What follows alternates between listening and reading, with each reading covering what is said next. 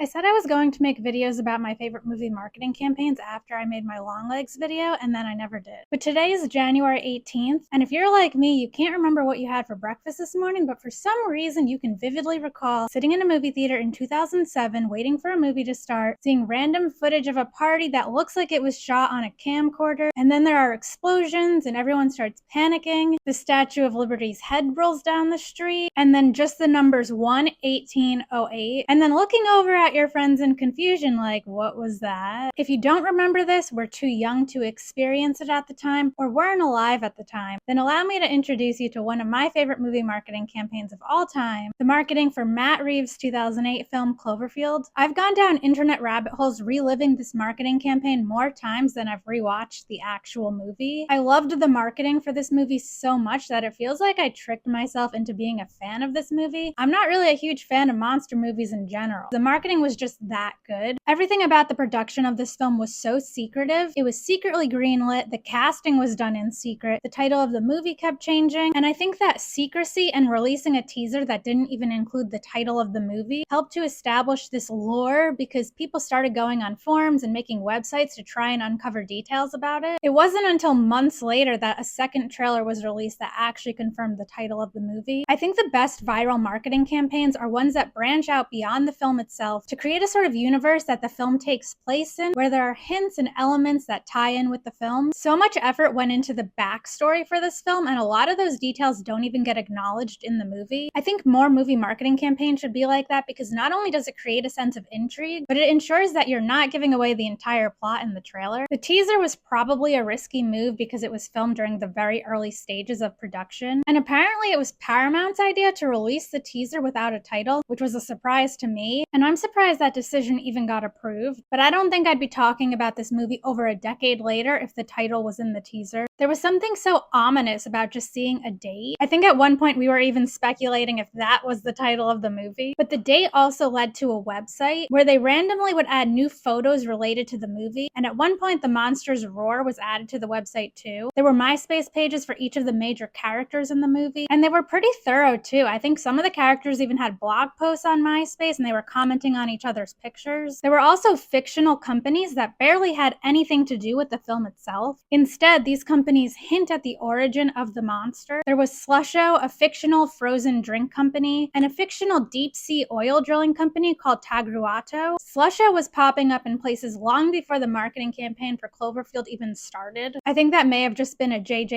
Abrams thing. It appeared in the shows Alias, Kenan and Kel, Fringe, and Heroes, and in the movie Super 8. It also had its own website. The website is actually live again now, so I guess that means something's in the works. But basically the story behind all this is that Tagruato discovered an addictive substance called seabed's nectar, which they started using in Slusho beverages. They eventually learned that this is the Cloverfield monster's food source, and that's what ultimately leads to the events in the film, and none of this is mentioned in the movie. One of the characters, Rob, wears a Slusho shirt in the movie, and the party at the beginning of the film is a going away party because he's moving to Japan for a new job. I don't think they ever specify that the new job is working for Slusho, but that's also part of the backstory. I think the takeaway from this marketing campaign is that people like a bit of mystery. They like being given clues and trying to figure things out for themselves. And when everyone starts working together to try and figure things out, it creates a sense of community. And it's fun to see other people's theories, no matter how out there they might be. It's also fun to try and decipher what's actually relevant to the movie and what was just a fan theory. At one point, people started speculating that the monster looked like a mutated humpback whale. Honestly, it would probably take 4 hours to discuss all the details of this marketing campaign as well as the other Cloverfield films, and I think these type of marketing campaigns are a lot cooler when you experience them firsthand, so I don't want to discuss every aspect of it in case anyone wants to go down an internet rabbit hole of their own. So I'm going to end this video the same way I end all my Cloverfield-induced internet rabbit holes, with the abrupt realization that I just wasted hours thinking about the marketing campaign for a movie from 2008. But please let me know what your favorite aspect of the Cloverfield marketing campaign was, and let me know what your favorite movie marketing campaigns are.